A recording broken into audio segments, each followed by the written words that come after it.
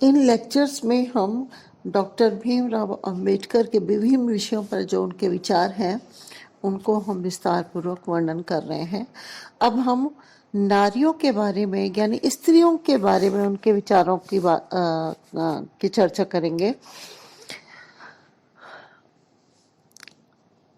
नारियों को भी पुरुषों के समान अधिकार दिलाने के लिए डॉक्टर अंबेडकर ने बहुत संघर्ष किया। वो कहते थे कि देश में नारियों और दलितों यानी शूद्रों की दशा एक जैसी है और अनेक हिंदू धर्म ग्रंथों में शूद्रों के समकक्ष नारियों को रखा गया है और समाज में प्रारंभ से ही बालिकाओं के साथ भेदभाव का व्यवहार किया जाता है और यहाँ तक कि संपत्ति में भी नारियों को पुरुषों के बराबर अधिकार नहीं दिए गए हैं और परिवार तथा समाज के अंदर भी नारियों को निम्न स्थान दिया गया है तथा प्रत्येक स्तर पर उनका शोषण किया जाता रहा है। उनके समय में जब वो भारत के कानून मंत्री थे तो उन्होंने नारियों को समान अधिकार दिलाने के लिए संसद में हिंदू कोड बिल प्रस्तुत किया, जिसका उस बिल का देश के रूढ़वादियों और कट्टरपंथियों ने बड़ा विरोध किया। यहाँ तक कि तत्कालीन लोकप्रिय जवाहरलाल नेहरू ने भी तत्कालीन प्रधानमंत्री पंडित जवाहरलाल नेहरू ने भी इन कट्टरपंथियों के विरोध के सामने कुछ नहीं कर सके और हिंदू कोड बिल पारित नहीं हुआ, जिसके विरोध में डॉक्टर अंबेडकर ने मंत्रिमंडल से अपना त्यागपत्र दे दिया और बाद में भारत सरकार द्वारा हिंदू कोड बिल के कुछ अंशों को हिंदू कोड के रूप में पारित किया गया। सरकार से बाहर रहकर भी डॉक्टर अंबेडकर ने नारियों के उद्धार के लिए अपना संघर्ष जारी रखा। वो पुरुषों के साथ नारियों की शिक्षा के लिए भी बहुत प्रयत्न के भी समर्थक रहे थे और पुरुषों और नारियों में कोई अंतर या भेदभाव वो नहीं चाहते थे।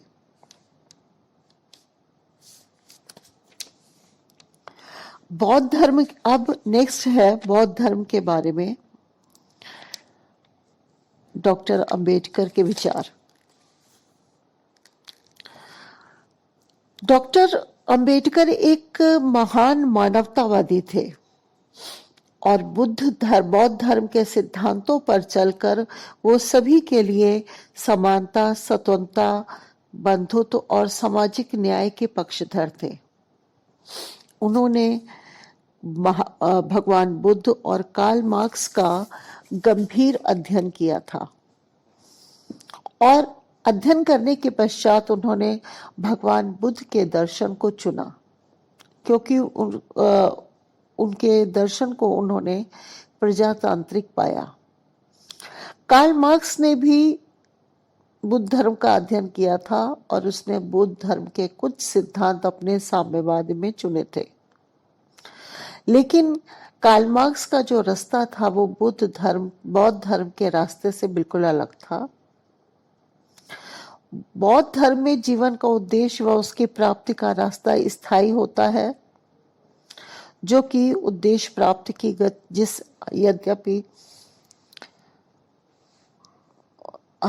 यद्यपि उस उद्देश्य की प्राप्ति की गति धीमी हो सकती है, लेकिन कार्ल मार्क्स ने उद्देश्य प्राप्ति का जो रास्ता चुना वो तीव्र गति वाला तो होता है, लेकिन वो अस्थायी होता है तथा खतरनाक होता है।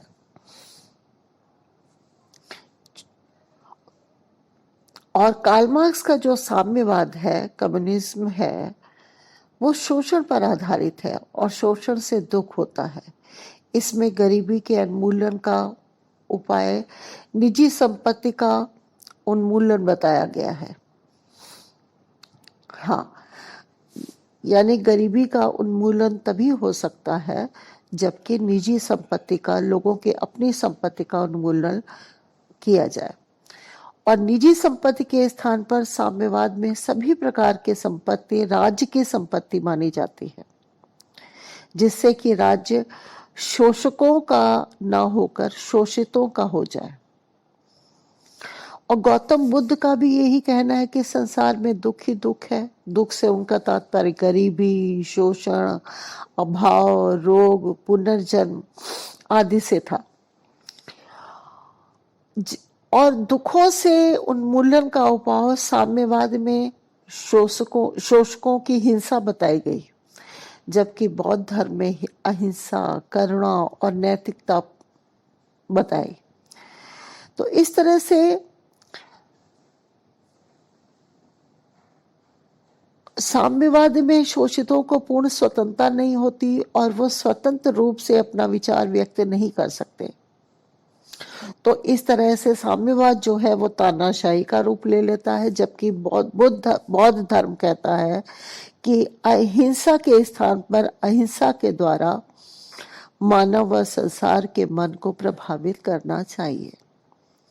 तो इसीलिए डॉक्टर अंबेडकर साम्यवाद के समर्थक नहीं थे, बल्कि वो भगवान बुद्ध के रास्ते पर चलकर प्रजातांत्रिक ढंग से समाज में क्रांति लाना चाहते थे।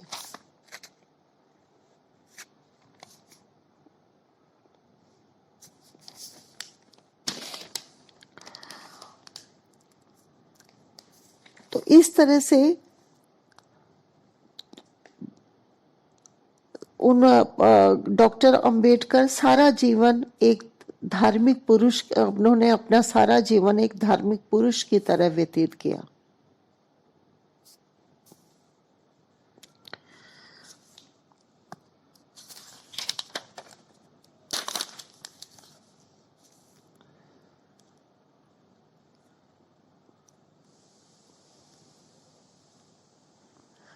यद्यपि वो बचपन से ही भगवान बुद्ध की तरफ काफी आकर्षित थे,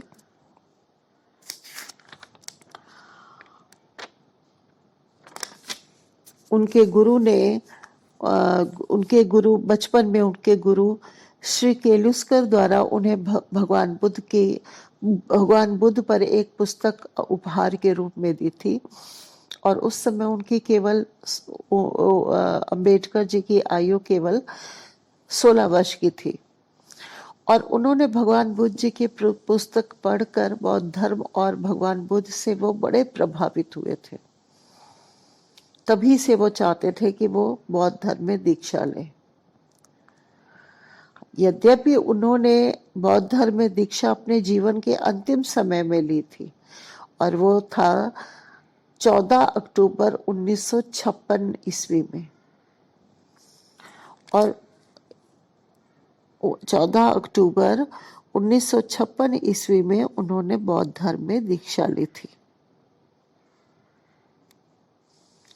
हाँ, तो उन्होंने कहा था कि मैं हिंदू धर्म में अवश्य पैदा हुआ हूँ, जो कि मेरे वश की बात नहीं थी, किंतु ये मेरे वश की बात है कि मैं हिंदू धर्म में मरूंगा नहीं।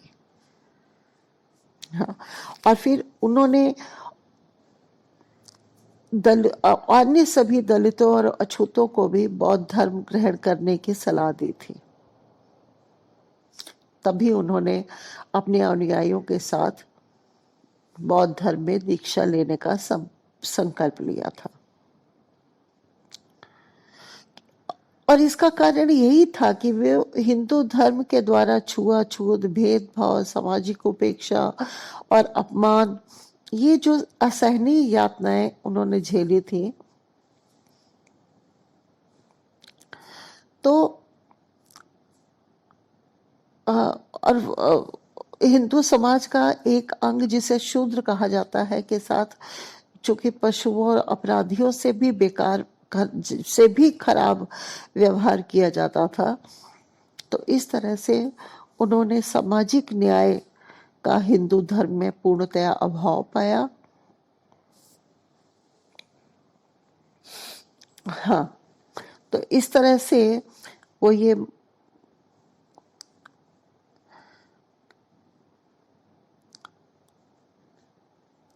उनका कहना था कि जिस धर्म में अपने अनुयायियों के बीच भेदभाव हो वो धर्म नहीं बल्कि वो पक्षपात है।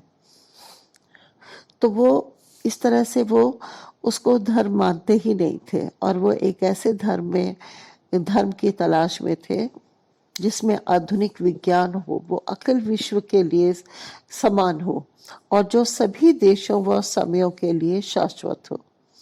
उन्होंने धर्म के 4 लक्षण बताए। धर्म में नैतिकता की मान्यता पाई जाए, धर्म का आधार बौद्धिकता या विज्ञान हो, धर्म के नैतिक नियमों में स्वतंत्रता, समानता व भ्रातृत्व भाव हो और धर्म द्वारा दरिद्रता को प्रोत्साहित नहीं करना चाहिए। और ये चारों लक्षण उन्होंने बौद्ध धर्म में पाए थे, इसीलिए उन्होंने बौद्ध धर्म में दीक्षा ग्रहण की थी। डॉक्टर अंबेडकर केवल 4 धर्मगुरु मानते थे, श्री कृष्ण, बुद्ध, ईसा व मोहम्मद। उनको बुद्ध जो थे सर्वाधिक पसंद थे।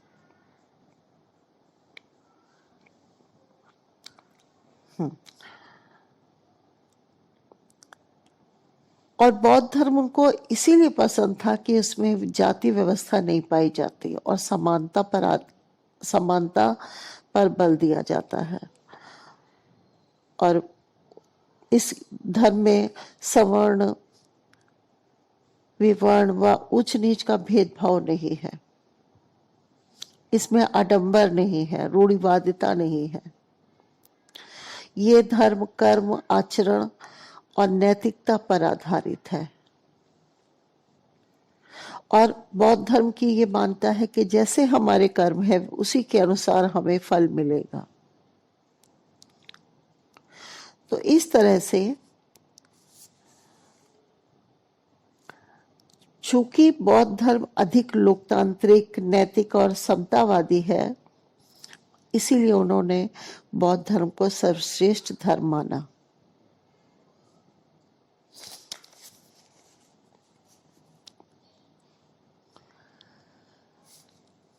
दिनांक 14 अक्टूबर 1956 ईस्वी में,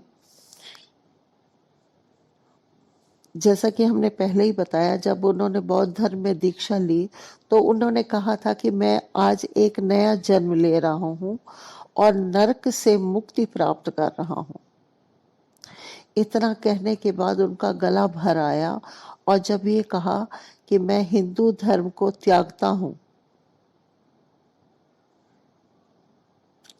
और उन्होंने अपने अनुयायियों को 1935 ईस्वी में ही किया गया प्रण याद दिलाया कि वो हिंदू धर्म में मरेंगे नहीं। और इस समय जब उन्होंने बौद्ध धर्म में दीक्षा ली तो इस बात पर उनको बहुत संतोष हुआ कि भारत में उनके द्वारा बौद्ध धर्म की पुनर्स्थापना का सूत्रपात किया गया।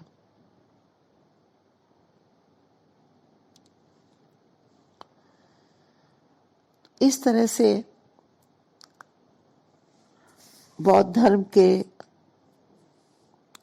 सभी गुण उनको अच्छे लगते थे।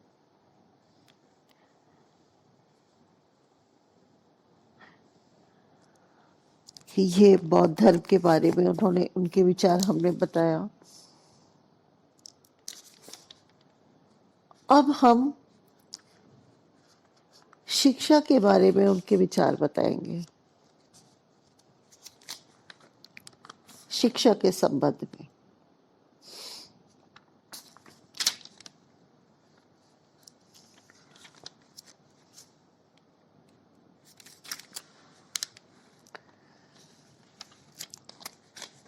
जैसा कि हमने जब उनके जीवन परिचय में बताया था कि उन्होंने बहुत उच्च शिक्षा प्राप्त की थी। उन्होंने अमेरिका और ब्रिटेन से MA, PhD, MSc, DSC, LLD DLC, LLD तमाम उपाधियां प्राप्त की थी। और एक व्यक्ति के द्वारा इतनी अधिक शैक्षिक डिग्रियां प्राप्त करना एक बड़ी असाधारण उपलब्धि कही जाएगी, और वो भी इतनी गरीबी में और इतनी घोर विषम परिस्थितियों के होते हुए। उन्होंने समाजशास्त्र, राजनीति शास्त्र, विधि, कानून, अर्थशास्त्र, इतिहास, संस्कृत, मानव शास्त्र आदि विषयों का गहरा अध्ययन किया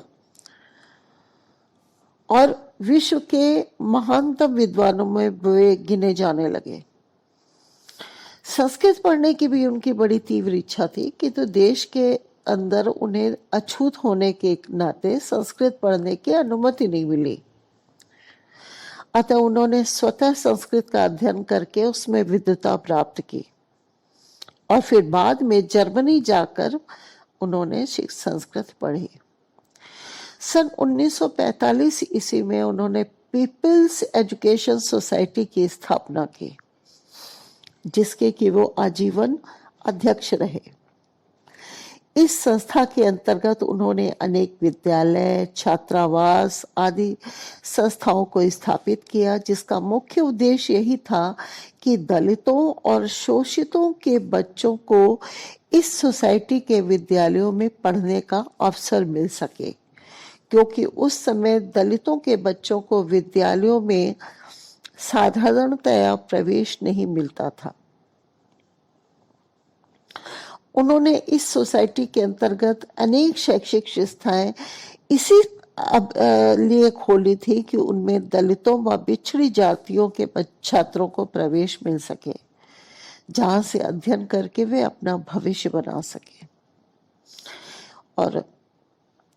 और इस समय भी पीपल्स एजुकेशन सोसाइटी के अंतर्गत मुंबई, औरंगाबाद, पूना, बंगलौर, महाद, रायगढ़, पंडारपुर आदि स्थानों में 28 विविध शैक्षिक संस्थाएं चल रही हैं, जिनमें कि मुंबई के प्रसिद्ध सिद्धार्थ कॉलेज और औरंगाबाद के विख्यात मिलिंद कॉलेज भी शामिल हैं।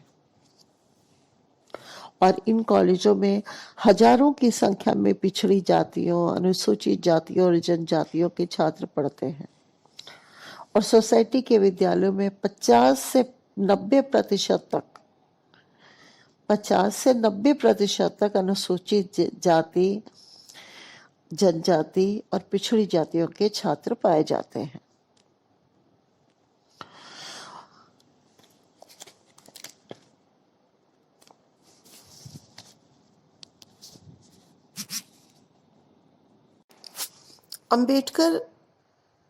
डॉक्टर अंबेडकर ने 3 नारे दिए: शिक्षित बनो, संघर्ष करो और संगठित हो। इन तीनों का मूल शिक्षा ही है, क्योंकि शिक्षित होने का पर ही ठीक से संघर्ष किया जा सकता है और संगठित हुआ जा सकता है। उनके द्वारा शिक्षा पर सर्वाधिक महत्व दिया गया और उन्होंने भारतीय संविधान की रचना करते हुए भी राज्यों की नीति के निर्देशात्मक सिद्धांतों के अंतर्गत अनिवार्य शिक्षा का प्रावधान किया। यानी संविधान के अनुसार 10 वर्ष बाद यानी 1960 ईस्वी तक कोई भी बालक अशिक्षित नहीं रहेगा।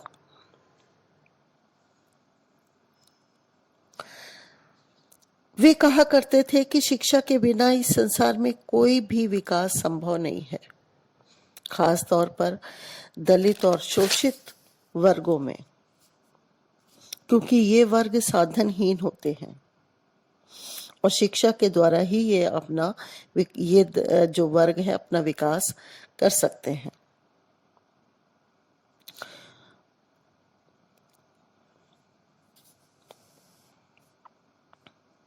वे कहते थे कि शिक्षा के द्वारा ही मानव बन सकता है। बिना शिक्षा के मानव और पशु में कोई अंतर नहीं पाया जाता और पशु को शिक्षित किया नहीं जा सकता। इसलिए मनुष्य योनि का यही सबसे बड़ा सौभाग्य है कि वो शिक्षा ग्रहण कर सकता है, और बिना शिक्षा के मनुष्य को उन्होंने सींग और पूंछ रहित पशु माना।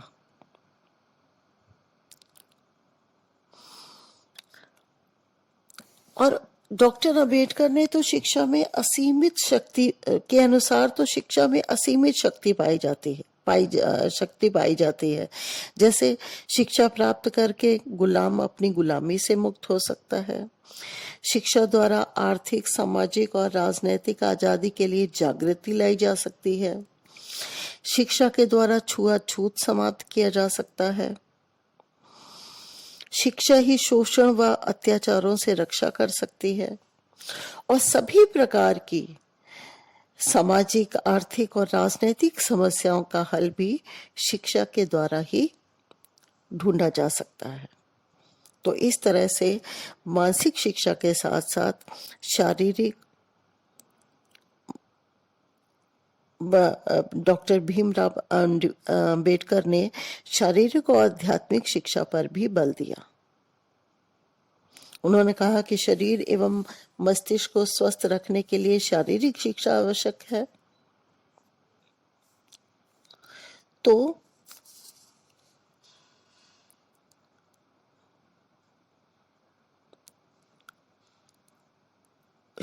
आध्यात्मिक शिक्षा की भी उतनी आवश्यकता है। उनका अनुसार शिक्षा का उद्देश्य केवल अक्षर ज्ञान या विद्या ज्ञान ही नहीं होना चाहिए, बल्कि नैतिक शिक्षा भी दी जानी। यदि शिक्षित व्यक्ति में करुणा या विवेक का अभाव है तो उसे शिक्षित नहीं कह सकते। इसके अतिरिक्त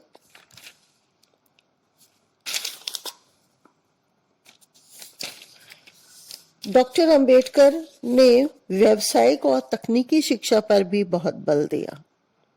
उनका कहना था, शिक्षा ऐसी होनी चाहिए जिसे ग्रहण करके छात्र अपने पैरों पर खड़े हो सके,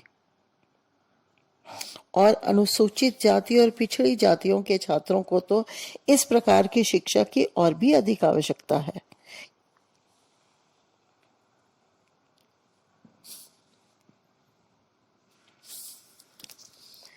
तो इस तरह से ये हमने आपको इस लेक्चर में स्त्रियों के संबंध में विचार, बौद्ध धर्म के संबंध में विचार और शिक्षा के संबंध में डॉक्टर अंबेडकर के विचार की चर्चा की। अब नेक्स्ट लेक्चर में हम अन्य विचारों की बात करेंगे। उनके अन्य विषयों पर जो विचार उन्होंने दिए उसकी हम चर्चा करेंगे। Thank you.